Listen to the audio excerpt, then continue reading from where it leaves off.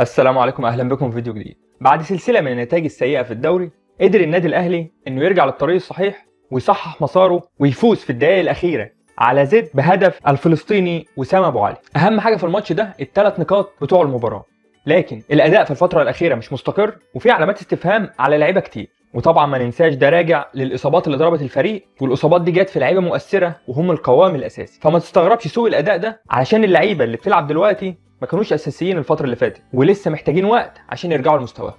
وزي ما احنا متعودين الاهلي بيخسر او بيتعادل، ودي حاجات طبيعيه في كره القدم، لكن الاعلام المصري ما بيفوتش للاهلي، ومجرد ان الاهلي يتعادل ماتش او يخسر مباراه مهما كانت الظروف بيعملوا الهجمه بتاعته. ومن اوائل الناس اللي بتعرف تعمل الهجمات وبتصطاد في الماء العكره هو الكابتن رضا عبد العال. فتعال نشوف قال ايه بعد تعادل النادي الاهلي في المباراه اللي فاتت قدام انبي. تعال نشوف قال ايه ونرد عليه واحده واحده.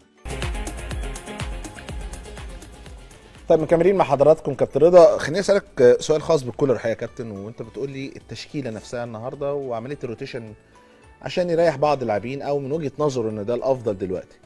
هل ده السبب التشكيله ولا اداره اللقاء نفسها لكولر هي كانت سبب التعادل النهارده مع امبي؟ خلي بالك الاهلي بقاله فتره بيقدم ماتشات مش كويسه. ويمكن اخر فيديو ليا قلت ان الاهلي في خطر، لان بص احنا متعودين حتى لو النادي الاهلي وحش بيبقى فيه روح، فيه اصرار.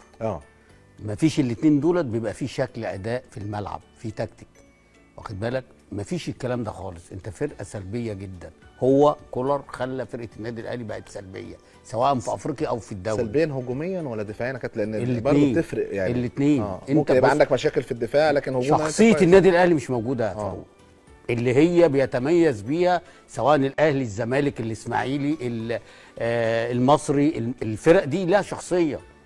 اكتر فرقه كانت لها شخصيه فرقه الاهلي، يجي بعديها الفرق الزمالك واخد بالك ليه؟ لان فرقه الاهلي شخصيتها كانت في المكسب ثم المكسب ثم المكسب. برغم من كده الاهلي وصل للدور قبل النهائي يا كابتن في افريقيا. ايه؟ ما انت ما قابلتش فرقه لغايه دلوقتي. سيمبا مش فرقه حلوه؟ سيمبا فريق كويس جدا، كويس، بس النص الديفنس بتاعها وحش قوي، حارس المرمى. واخد بالك؟ وبعدين مش هنضحك على بعض، لو ما كانش مصطفى شوبير انت بقى سيمبا كانت بقت سيمبا. مش هنضحك على بعض. واخد بالك؟ انما انت في الماتشين ما عملتش جمله، ما عملتش هجمه نقول عليها الله ده شغل مدرب. ما فيش الكلام ده. انت بتلعب بثلاثه وخلاص في نص الملعب، وبتلعب الاربعه اللي ورا. واخد بالك؟ ما فيش حلول، ما فيش تكتيك، ما فيش الاداء اللي احنا مستنيينه. واخد بالك؟ طب الحلول في ماتش زي بتاع النهارده يا كابتن مثلا، بص الحلول في ماتش يعني ما موجود قفشه اللي هقول لك بس هقول لك كهربا موجود في الملعب ماشي. ما انت برضه بتلاعب اتنين قدام بقالهم فتره ما بيلعبوش وفي واحد انت ايدك منه والارض. طبعا الكلام بتاع الكابتن رضا ده بعد لقاء انبي والتعادل 2-2. انا ما رضيتش ارد عليه علشان عارف وواثق في الاهلي ان مش الاهلي اللي يتعادل ويتهزم ويتعادل ويتهزم ويفضل في السكه دي. الاهلي معودنا ان هو ما بيقعش. فعشان كده جاي ارد عليك دلوقتي يا كابتن رضا بعد مباراه الاهلي وزد على فكره مش فريق قليل خالص، وعمل مباراه كبيره على النادي الاهلي. والنادي الاهلي فاقد لكل نجومه وكل الخطوط فيها مشاكل وفيها اصابات، ومع ذلك الشخصيه اللي انت بتتكلم عنها اللي ما بقتش موجوده مع كولر، وان هو بيقدم اسوأ اداء للنادي الاهلي في الفتره الاخيره، وان النادي الاهلي مش متزن النهارده بدون اداء عرف يكسب، لان دي شخصيه النادي الاهلي. فاحب اهنيك على تصريحاتك الغير موفقه، ودايما بنرد عليك مش بالكلام بس، بالكلام والدليل كان النهارده ان الهدف جه في الدقيقه 90، لان في اصرار وفي التزام وفي شخصيه النادي الاهلي. تشكيله النهارده من وجهه نظرك ان انا بلعب باي حد انا بكسب؟ هو في دماغه كده، انما دي طريقه. انا بكلمك ده مش روتيشن، ده تلطيش، وده بيجامل. يعني النهارده هتقول لي بيجامل ايه؟ اقول لك الند احمد عبد القادر بعد ما كهربا جاب له الجون الثاني وقال لك الفرقه الثانيه دي مش ما بتروحش للجون ومش هتتعادل.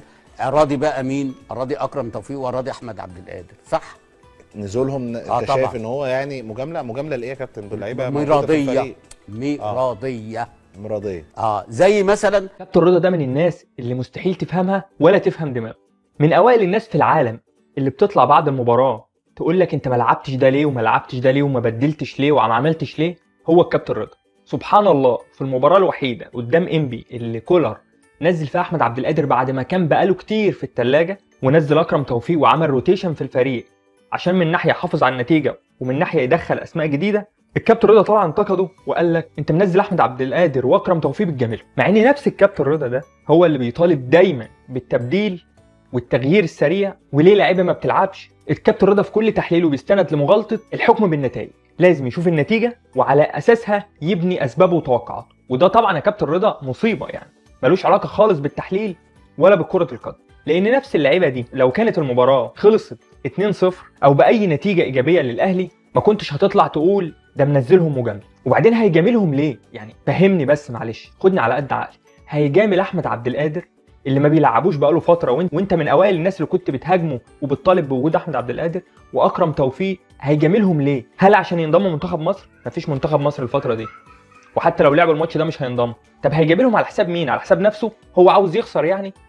هو الراجل نزلهم والفرقه الثانيه عملت كره في 2 والدفاع مش واقف صح فتعادلوا. مش اخر الدنيا يا كابتن رضا، عاوز تعلق الراجل المشنقه باي طريقه؟ طب استناه يغلط عشان تعرف تحاسبه. انت مش واخد بالك من حاجه؟ فين بيرسي تاو؟ مريحه؟ لا انا قلتها من المره اللي فاتت ان اكيد يعني في حاجه. ما هو مش مريحه. لان يعني المره اللي فاتت في اصابه خفيفه ريحه مش مريحه، ما قعده احتياطي وجه في الدقيقه حاجه و50. بص كده لما تجيب الماتش تاني ده في ماتش سيمبا قصدي. الراجل قال له قوم سخن فقام يسخن، فبعد ما سخن قام جاي مقعده وقام جاي مقوم حد تاني سخن. تفتكر الراجل اللي عامل نص يلعب افريقيا ونص التاني لا ما تجيش في دماغه دوري؟ هو لو عامل كده وربنا ما يخسر ورا ماتش ولا يتعادل ورا ماتش. خلي بالك كولر رجع. فاكر انت الفتره قبل كاس العالم للانديه لما الجماهير بدات تهيج عليه وتقول له يا عم انت نايم على الخط، يا عم غير، يا عم الحقنا، يا عم. مش حصل الكلام ده. وجابوا الناس دي ورضوها وعملوا قعده وقالوا له خلاص وبتاع وطلعوا كاس عالم رجعوا. عشان تعرف ان هو ما بيحللش، هو بينتقد بس. بيقول لك بيرسي تاو ما بيلعبش عشان عنده مشاكل مع المدرب. ايه هي يا كابتن رضا المشاكل؟ انت راجل اعلم مننا في الكلام ده. قال له قوم سخن وبعدين ما نزلوش. كابتن رضا هو حر، ده مدرب، ده المدرب بتاع الفريق. اللاعب اللي مش هيمشي تحت النظام بتاعه لازم يقعده، زي احمد عبد القادر كده، لازم يقعده ويحطه في الثلاجه شويه عشان يعرف ان المشاركه مش بالاسم، المشاركه بالاحترام والالتزام. ده النظام في النادي الاهلي، ولو كولر عمل غير كده يبقى كولر مش مناسب للنادي الاهلي. لكن فكرك انت يا كابتن رضا انك طالع تنتقد وخلاص بدون استناد لدليل وبتقول كلام عشوائي، ده ما ينفعش مع النادي الاهلي.